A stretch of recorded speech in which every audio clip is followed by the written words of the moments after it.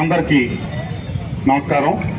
ముందుగా రేపు రాబోతా ఉన్నటువంటి వినాయక చవితిని పురస్కరించుకొని ప్రతి సంవత్సరం పర్యావరణానికి అనుకూలమైనటువంటి మట్టి గణపతుల్ని పూజించాలి అనే లక్ష్యంతో గడిచిన 6 సంవత్సరాల నుంచి నేను శాసనసభ్యుడిగా వీళ్ళు పంపిణీ చేసే విగ్రహాల ఈ కార్యక్రమానికి మదర్ తెరీసా చారిటబుల్ ట్రస్ట్ వారి ఆధ్వర్యంలో చేసే కార్యక్రమానికి హాజరవుతానే ఉన్నాను.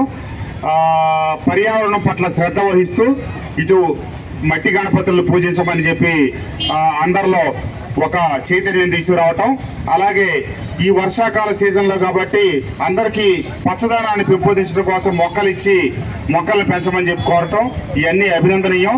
తప్పకుండా అందరూ, ఎందుకంటే ఇన్ని కోట్ల మంది జనాభా కనుక రంగులతో కూడినవి లేకపోతే ప్లాస్టర్ ఆఫ్ ప్యారిస్ ఇతర పదార్థాలతో తయారు చేసిన గణపతులను పూజించి పెడితే మళ్ళీ వాటిని తీసుకెళ్లి మంచినీటి సరస్సుల్లో కనుక పెడితే అంతా నీరు కలుషితం అయ్యి పర్యావరణం దెబ్బతినే అవకాశం ఉంది. కాబట్టి అందరూ కూడా మట్టి గణపతుల్ని పూజిద్దాం, పర్యావరణాన్ని కాపాడదాం అనే నినాదంతో ముందుకెళ్దామని చెప్పి తెలియజేస్తూ ఈ కార్యక్రమాన్ని ఎప్పుడు నిరంతరం నిర్వహిస్తున్నటువంటి మదర్ తెరీసా చారిటబుల్ ట్రస్ట్ వారికి కృతజ్ఞతలు, ధన్యవాదాలు తెలియజేస్తూ ఈ కార్యక్రమానికి ఇచ్చేసిన సోదరీమణులందరికీ నా ధన్యవాదాలు, నమస్కారం, నమస్తే.